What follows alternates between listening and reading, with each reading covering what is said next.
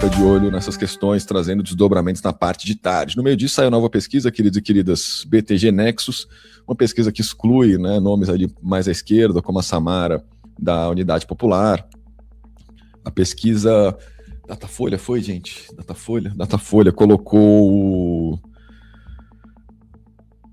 a Samara, colocou uma série de figuras à esquerda, né? A pesquisa Datafolha é essa, por exemplo. Então bota ali, até o Rui Costa Pimenta aparece, né, na pesquisa Datafolha.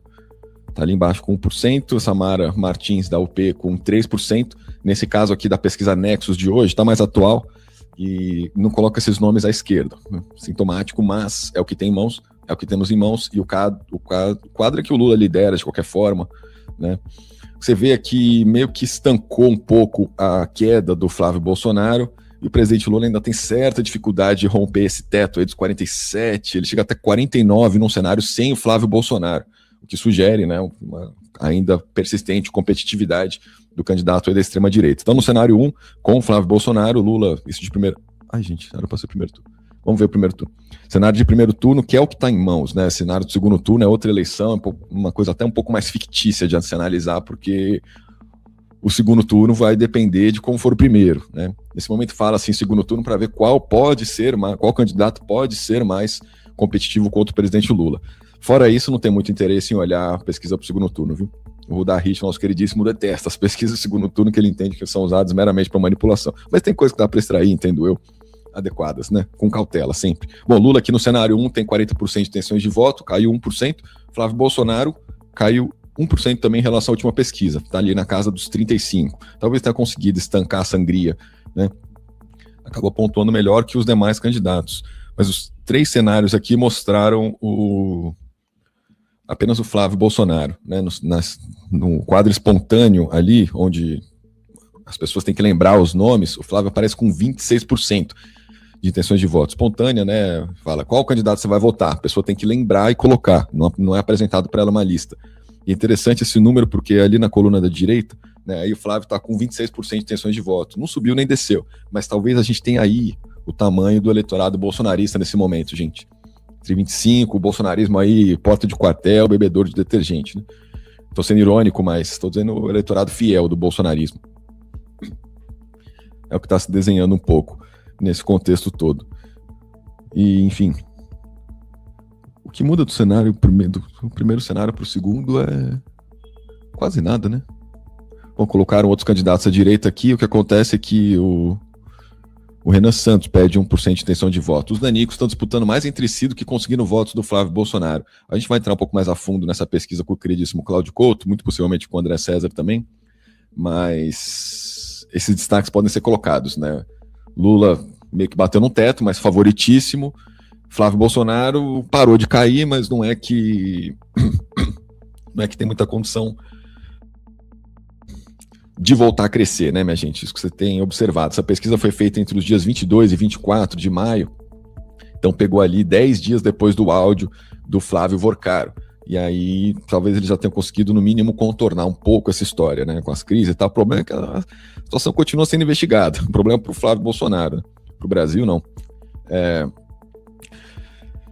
E nesse contexto, o Flávio Bolsonaro está indo para os Estados Unidos, queridos e queridas.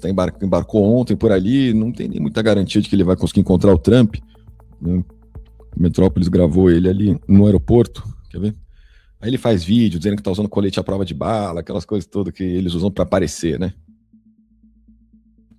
Então tá aí o Flávio Bolsonaro embarcando, deve ter pedido licença para o Senado, viu? Porque senão também toma falta e tal. E o Mário Frias entrou numa fria, né, por não pedir licença. Em tese ele voltava ontem para o Brasil, o Mário Frias, acusado de rachadinha no caso. E o Flávio vai tentar uma foto com o Trump. Não vai ser recebido como chefe de Estado, porque ele não é. Eu diria que vai ser uma foto meio escanteado, viu? Meio escanteado ali, se conseguir, porque se não conseguir vai pagar um mico, minha gente. Esse que é o contexto por aí, né? Tá tentando acenar justamente para aqueles 25% bolsonaristas do Brasil, né? Tentando manter aí a mobilização em torno do nome dele. Se conseguir a foto, tende a funcionar, mas nada que vai alterar o quadro, conseguir votos para ele, né? Porque ele consegue, em parte, estancar a sangria. Vamos ver. Isso se conseguir a foto, depende da circunstância da foto. Mas eles perderam o trunfo, né, de dizer que o candidato de direita é o único que pode negociar com o Trump. Acabou essa perspectiva na opinião pública. Bom, no meio disso, continuam as investigações, queridos e queridas. A PF está investigando agora um fundo bilionário nas Bahamas que é ligado ao Vorcaro e ao dono do grupo Entre Investimentos, como diz a própria matéria do jornal o Globo. Foi justamente a Entre Investimentos que intermediou e transferiu os 61 milhões de reais dados pelo Vorcaro ao Flávio para, em tese, bancar o filme do Dark Horse, né? O Azarão, a biografia propagandística e falsa do Flávio Jesus do céu, do Jair Bolsonaro. É tanto Bolsonaro, minha gente, Flávio Eduardo, Jair Renan, Laurinha que nem entra na política, porque confunde a cabeça do apresentador aqui. Aliás, deve ser a única que presta dessa família. Impressionante. Mas também não vou falar muito, porque às vezes você bota a mão no fogo e se dá mal, né? Bom, aqui vocês podem ver em mensagens divulgadas pela Intercept justamente esse ponto, né, de que essa empresa Entre Investimentos que era usada para o envio de dinheiro. Então, lá em fevereiro de 2025, data das primeiras parcelas pagas pelo Vorcaro para o filme do Bolsonaro, o Zetel escreve às 2 da tarde para o Vorcaro e diz: filme, estou tentando desde ontem pagar para o filme, né? Câmbio do Master criando caso, já mandei 1.000 documentos meus. Paga para quem? Vamos fazer via Entre, diz o Vorcaro em resposta ao cunhado Zetel. O Zetel que é doador de campanha do Bolsonaro, e parece que a delação dele está indo por água abaixo, né? Um pouco parecido com a do Vorcaro, apesar que há informações meio vagas, mas existentes, de que estão retomando a delação do Vorcaro. Agora, esse grupo Entre, né, que o Vorcaro menciona ali, ele fala, vamos fazer via Entre o quê? Entre Investimentos, que é essa empresa vinculada a um fundo nas Bahamas, que aí é paraíso fiscal, né? A gente tem mencionado aqui essa história dos fundos, que compram os fundos, que estão vinculados a diferentes empresas, com diferentes sócios, uma teia, né? Que é feita, na verdade, entende-se, para ocultar operações e recursos. É o modus operandi do Vorcaro, né? Esconder esse dinheiro através desse tanto de fundo e investimento e tal, e aí pegam paraíso fiscal nas Bahamas, um fundo lá das Bahamas que tem envolvimento com esse grupo Entre Investimentos, o que foi usado para pagar o filme do Jair Bolsonaro, né? Bom, vamos fazer via Entre, disse o Vorcaro. O Zetel responde, meu sonho, posso pedir para o Minas? Minas é um cara ali que articula nos Estados Unidos a favor do Vorcaro, né? O Vorcaro responde, pode, manda a grana, isso.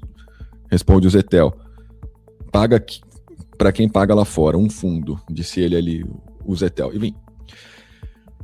As investigações continuam, né? Meio sigilosas ainda, não é fácil investigar esse tipo de coisa, podemos dizer, mas, enfim, que seja investigado devidamente. Vou chamar para cá nosso queridíssimo Cláudio Couto, que temos todas essas movimentações, queridos e queridas, se ele já está na área, a gente pode ir a fundo em todos esses dados que eu coloquei agora e outros também, né? Antes de tudo, colabore também, queridos e queridas, Pixão, Superchat, likes com o nosso jornal, e o jornal vai seguir colaborando com a opinião pública brasileira, né? Com a ajuda de especialistas de primeiríssima linha, como nosso professor queridíssimo. Buenos dias, meu caro. Como anda? Não consigo te colocar. Calma aí. Jesus amado, o que está acontecendo? Foi. Agora foi. Bom dia, Rafa. Tudo tranquilo? Tudo 10, meu caro. E, bom, vamos começar pelo Flávio, caro professor, que a gente está falando por aí. Como que você vê a saída para os Estados Unidos? Não consegue reverter a crise, né? Não consegue reverter a crise, mas vai tentar acenar para o eleitorado bolsonarista, né? Tende a funcionar, professor? Como que você avalia essa jogada aqui do Flávio? Olha, pode ter algum efeito, mas eu acho que tende a ser um efeito marginal nesse momento, né? Primeiro precisa ver se ele vai conseguir de fato, né, essa reunião que ele deseja tanto com o Donald Trump, né? Se ele conseguir, claro que isso tem um impacto um pouco maior, né? Porque afinal de contas mostra que ele goza de um certo prestígio, né? De uma certa